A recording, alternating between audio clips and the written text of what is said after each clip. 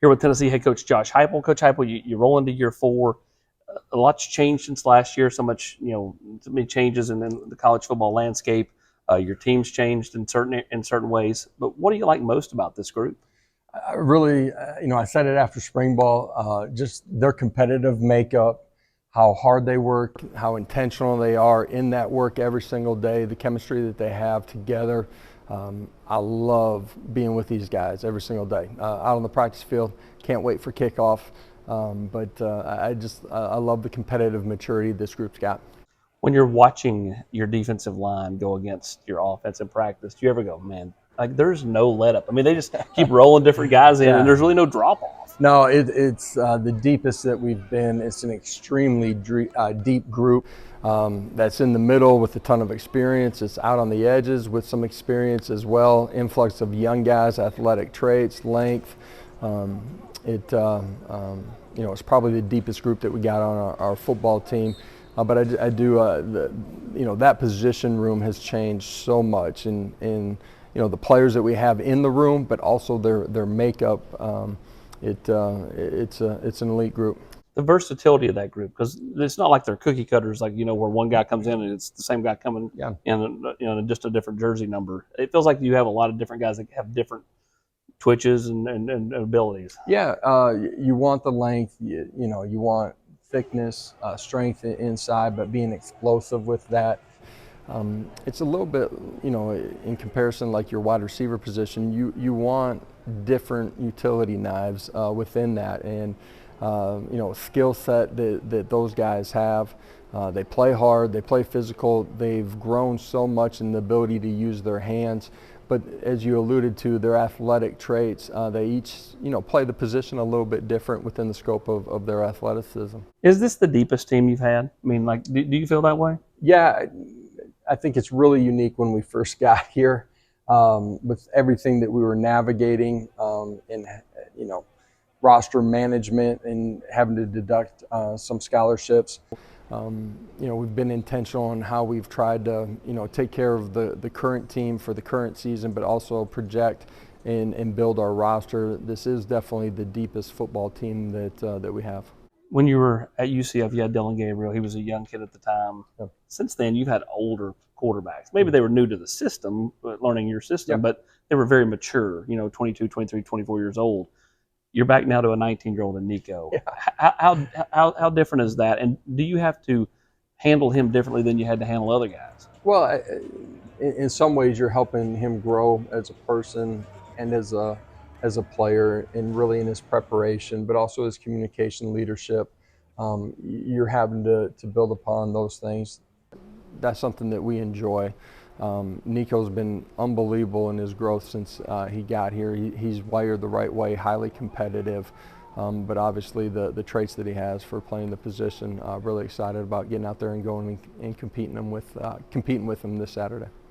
The player that played against Iowa and the player that you've seen in fall camp, how are they different? Mastering, his movement in the pocket. Understanding of our offense. There's so much that goes into playing the position. 21 other bodies have moving parts on the field while the ball is being snapped. His understanding of what we're doing can be protections, could be run game, can be our pass game as well.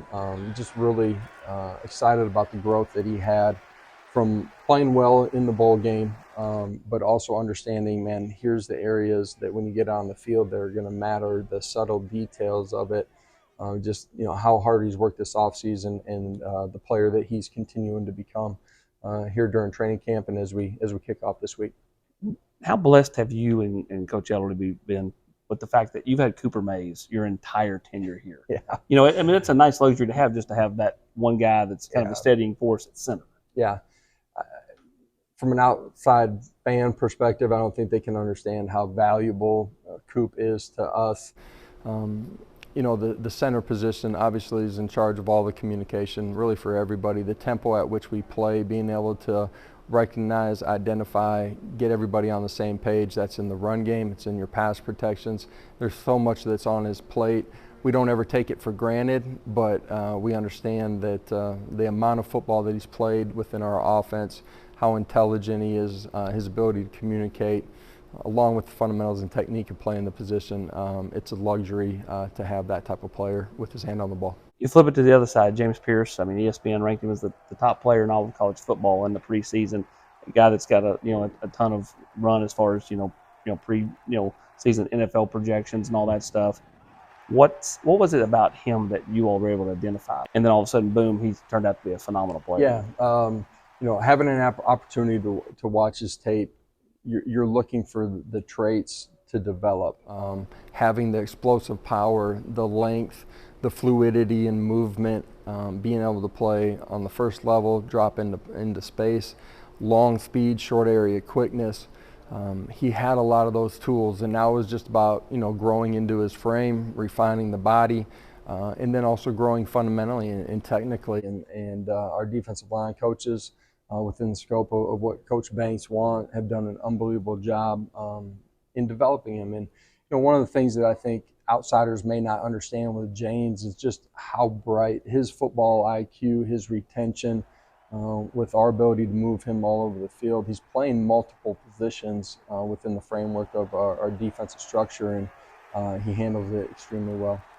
I go back to spring practice, and rarely do you hear schools working on crowd noise in spring, but you guys were. And this schedule's kind of different, right? Like it's like you don't have a real meaningful big SEC home game until mid-October. Yeah. You have these road games and the Central Site game. Was that in preparation for that? Because, I mean, this first month is critical to the success of the overall team. Yeah, every game matters on your schedule. Sure. This is a unique schedule, and 3 of our first 5 are really on the road.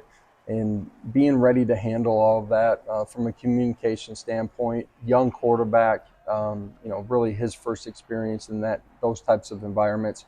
You wanted to make some of the subtle changes to how you have to operate on the road. You wanted to make those seamless for him as he gets into those weeks. So we've been intentional in doing that. I think it's made us a better football team and on the offense side of the ball, but also it forces our hand on the defensive side of the ball too when they're, playing at home in Neyland Stadium, third down. It's hard to communicate, and I thank our fans for that. But you got to prepare those guys for that moment too.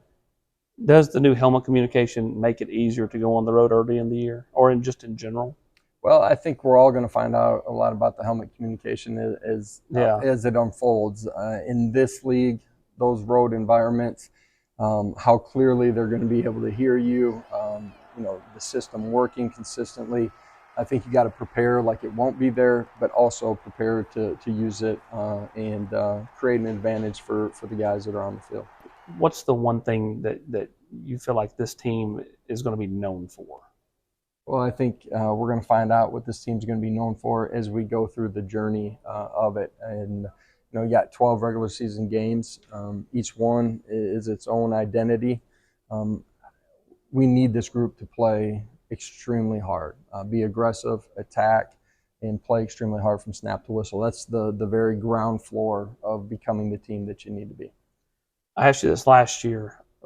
Give me 2 or 3 guys that maybe aren't household names that you feel like have taken strides this offseason that can be that by the end of the year. Yeah, I'm really excited about 2 young corners for us, Jermod McCoy, Ricky Gibson. What they've done in their offseason, pushing forward to where we're at, getting ready to go play. Really excited about what we've seen from them. Our tight end room, the depth of it's the deepest that we've been. But Ethan Davis, Miles Kitzelman, Holden Stays, I really like that group as a whole. Their competitive makeup, their ability to make plays, play in the box, play out in space. Excited to go see those guys play. Which goes back just to how deep this whole thing is and just how far you've come in 4 short years. The playoff, is that something you kind of embrace? So you talk about that with your team? You have end goals. Everybody inside of our team room understands what we're working towards. Great teams focus on what's before them. It truly is, one game, 60-minute clock, 1 week at a time. It's our job to go be the best team on the field that Saturday. Good teams continue to get better throughout the season. We got to have the right mentality. to go compete and get better throughout the course of the season. That's a long ways down the road.